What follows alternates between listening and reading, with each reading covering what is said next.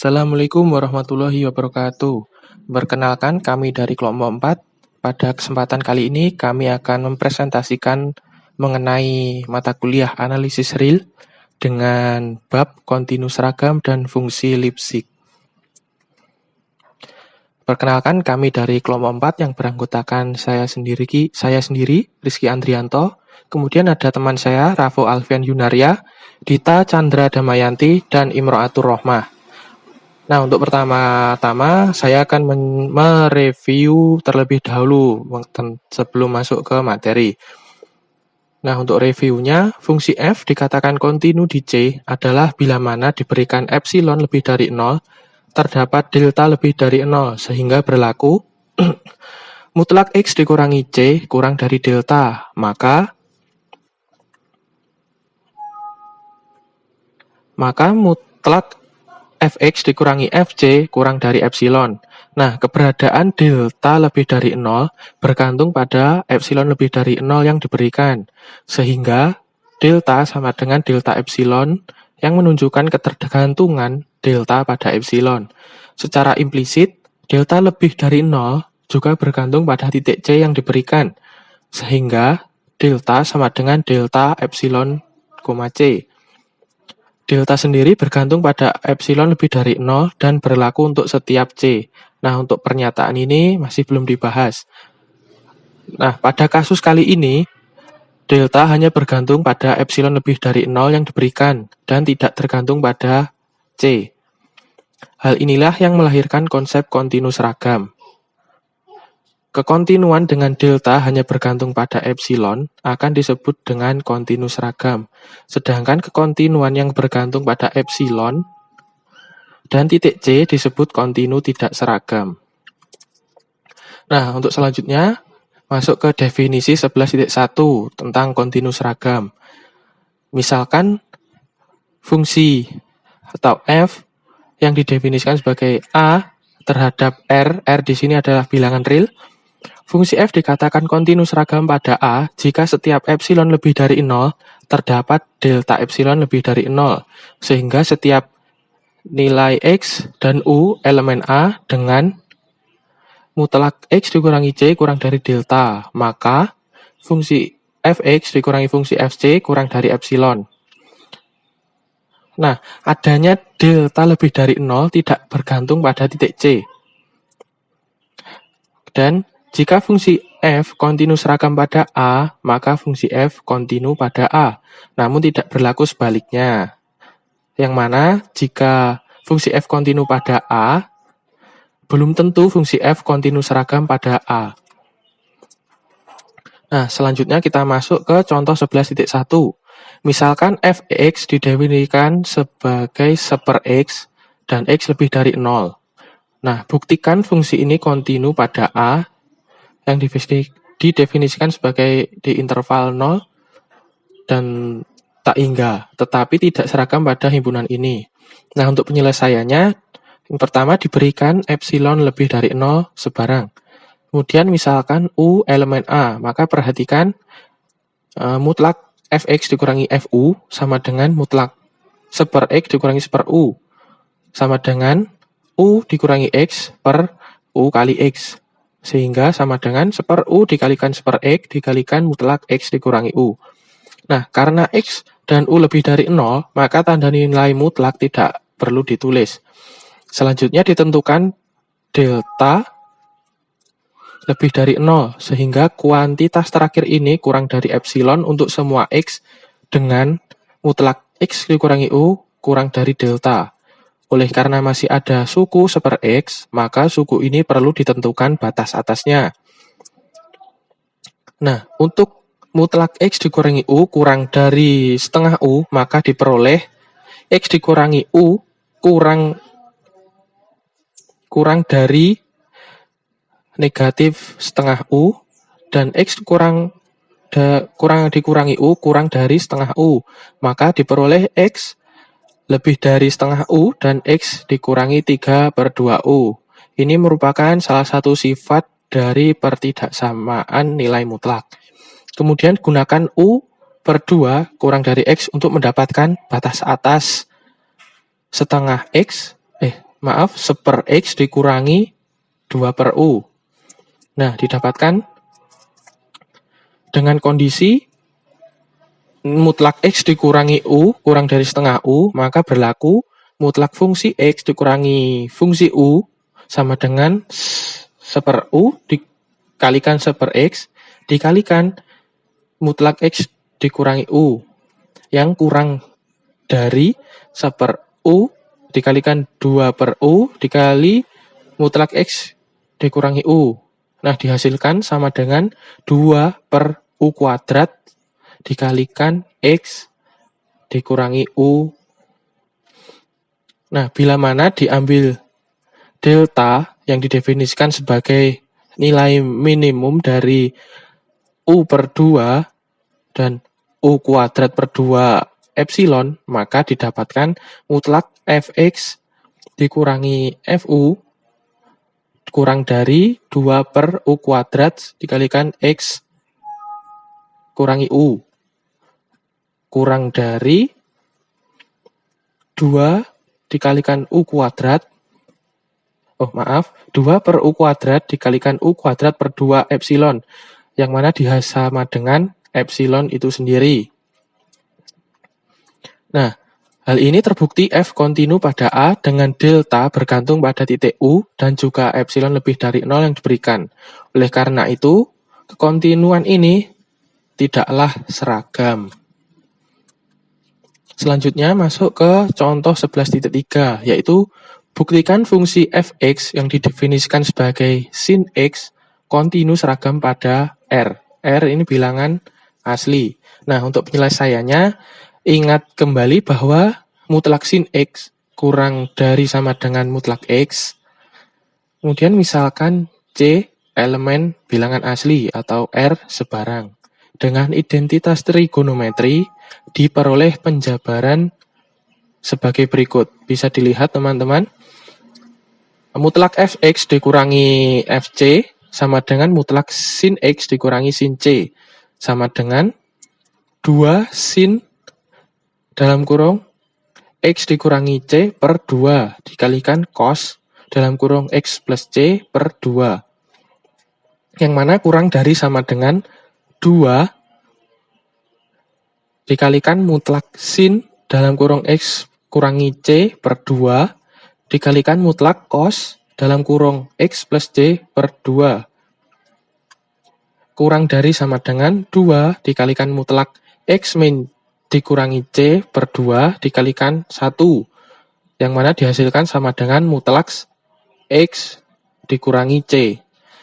Nah, baris terakhir diperoleh dengan mengingat mutlak cos Z kurang dari sama dengan 1 untuk setiap Z. Kemudian diberikan epsilon lebih dari 0 sebarang. Kemudian kita dapat mengambil delta yang didefinisikan sebagai epsilon untuk memenuhi definisi kontinu seragam. Nah, untuk selanjutnya akan dijabarkan oleh teman saya. Baik, akan saya lanjutkan dengan saya Rafo Alfian Yunaria.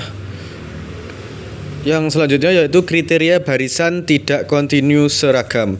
Berikut diberikan kriteria barisan untuk kekontinuan tak seragam.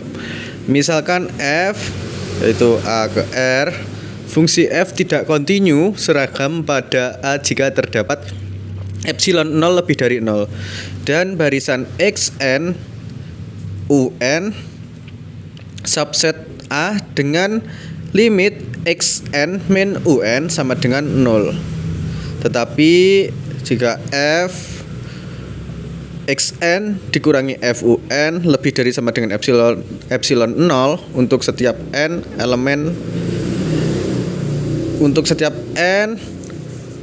elemen dari bilangan asli. Kira-kira gitu. Oke, bisa dilanjut. Di contoh 11.4, kembali kepada fungsi Fx 1/X dengan X tidak sama dengan 0. Buktikan fungsi ini kontinu tapi tidak seragam. Penyelesaian bahwa fungsi ini kontinu sudah dibahas sebelumnya, yaitu pada contoh 11.1. Mungkin bisa dikembalikan lagi ke contoh 11.1. Selanjutnya akan dibuktikan kekontinuan ini tidak seragam. Yuk, ambil epsilon 0, yaitu misalkan 1. Bangun dua barisan xn dan un dengan xn 1 per n dan un 1 per n plus 1. Jelas xn un subset A yaitu 0, tak hingga. Diperoleh limit xn min un sama dengan limit 1 per n dikurangi 1 per n plus 1 sama dengan limit dari n plus 1 min 1 per n dalam kurung n plus 1 sama dengan limit n per n dalam kurung n plus 1 atau n dikalikan n plus 1 sama dengan limit 1 per n plus 1 sama dengan 0. Tetapi f xn dikurangi fun sama dengan f1 per n min f1 per n plus 1. Maaf, f1 per n dikurangi f1 per n plus 1 sama dengan n min atau n dikurangi n plus 1 sama dengan 1 lebih besar dari epsilon 0. Sehingga disimpulkan bahwa fungsi ini tidak kontinu seragam pada A.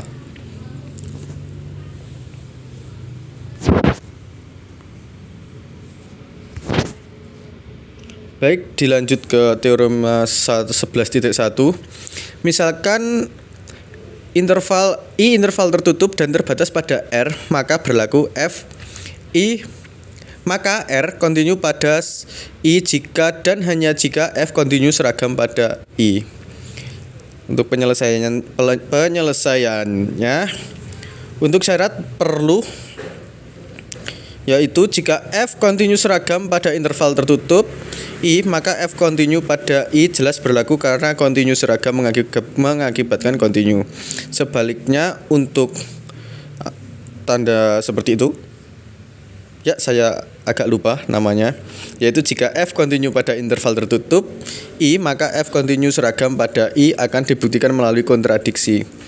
Andai f tidak kontinu seragam pada I, berdasarkan kriteria di atas, terdapat epsilon lebih dari 0 dan dua barisan xn dan un dengan mutlak un min xn kurang dari 1 per n untuk setiap n elemen anggota atau elemen dari bilangan asli, tetapi f mutlak f xn min f un lebih dari sama dengan epsilon 0. Kondisi mutlak dari un min xn kurang dari 1 per n memenuhi kriteria di atas karena limit un min xn sama dengan 0. Karena I tertutup dan terbatas, maka barisan xn dan un juga terbatas. Menurut teorema Bolzano-Weierstrass terdapat barisan bagian XNR dari XN yang konvergen ke Z. Oleh karena I tertutup, maka Z elemen I secara bersesuaian kita bangun barisan bagian XN dengan menggunakan ketaksamaan segitiga. Diperoleh mutlak UNR min Z sama dengan mutlak UNR min XNR plus XNR min Z kurang dari sama dengan UNR mutlak UNR dikurangi XNR plus mutlak XNR dikurangi Z, maka 0. Jadi UNR juga konvergen ke Z, yaitu limit UNR sama dengan Z. Oleh karena F kontinu, maka berdasarkan kriteria barisan untuk fungsi kontinu, maka haruslah barisan nilai fungsi fxnr dan funr keduanya konvergen ke fz.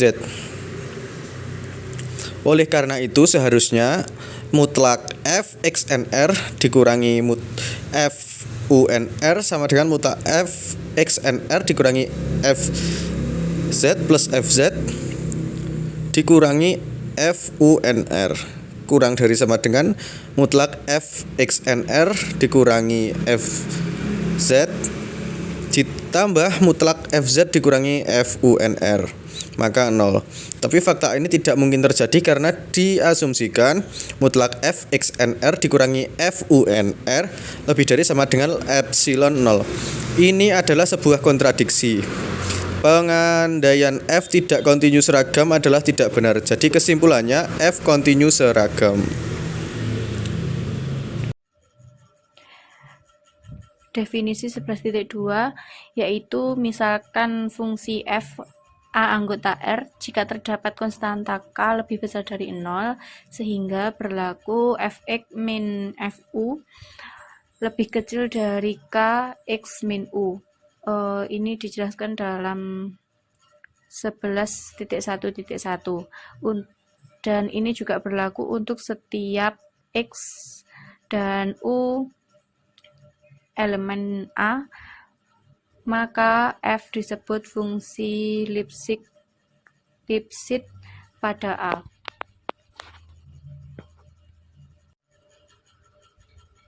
Untuk selanjutnya, untuk x yang bukan anggota U atau tidak sama dengan U dalam kondisi 11.1.1 dapat ditulis sebagai berikut, yaitu harga mutlak dari fx min fu per x min u itu lebih kecil dari konstanta itu sendiri.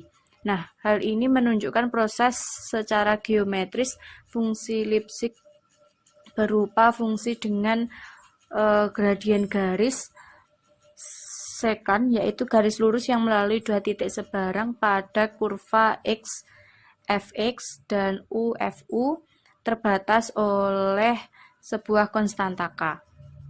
Begitu.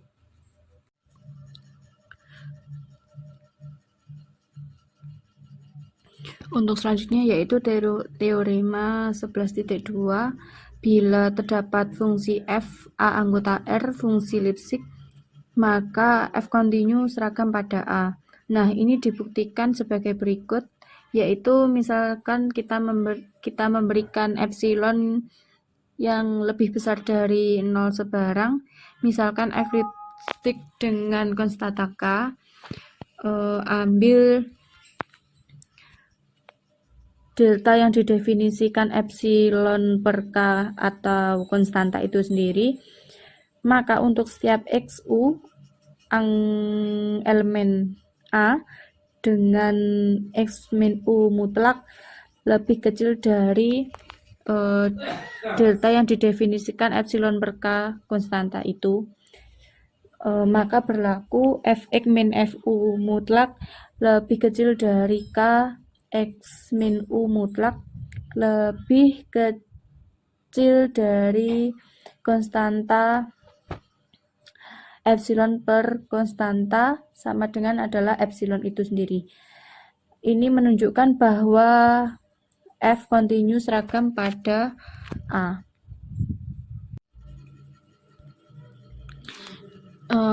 Berikut adalah pembahasan dari contoh 11.5, yaitu buktikan fungsi fx x kuadrat dengan x elemen 0b mutlak merupakan fungsi Lipschitz pada I anggota 0b, kemudian disimpulkan f kontinu seragam pada I. Nah, jadi buktinya ini kita misalkan dari XU anggota 0b dengan ketaksamaan segitiga diperoleh X plus U mutlak lebih kecil dari X mutlak plus U mutlak lebih kecil sama dengan dari B plus B sama dengan 2B. Kemudian akan ditentukan konstanta Lipschitz K sebagai berikut, yaitu dengan fx min fu mutlak sama dengan x kuadrat min u kuadrat mutlak sama dengan x plus u mutlak kali x min u mutlak lebih kecil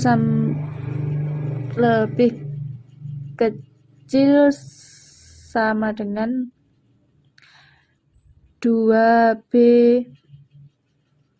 X min U mutlak.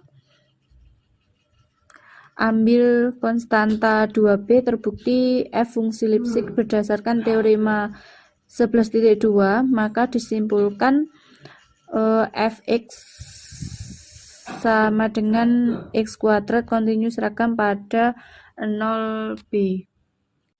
Untuk selanjutnya yaitu perlu diingat bahwa fungsi Lipschitz hanyalah syarat cukup untuk kontinu seragam dan bukan syarat perlu. Artinya fungsi kontinu seragam tidak harus memenuhi kondisi Lipschitz.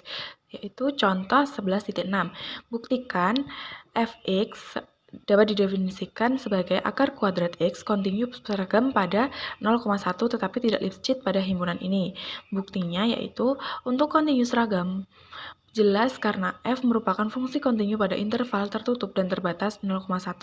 Selanjutnya ditunjukkan F tidak Lipschitz pada 0,1, mengingat X min U sama dengan akar kuadrat X ditambah akar kuadrat U, akar kuadrat X dikurangi akar kuadrat U, maka diperoleh nilai mutlak dari Fx dikurangi Fu sama dengan nilai mutlak dari akar kuadrat X dikurangi akar kuadrat U sama dengan nilai mutlak dari X min U per akar kuadrat X ditambah akar kuadrat U sama dengan nilai mutlak X min U per akar kuadrat X ditambah akar kuadrat U, asalkan akar kuadrat X ditambah akar kuadrat U tidak sama dengan 0.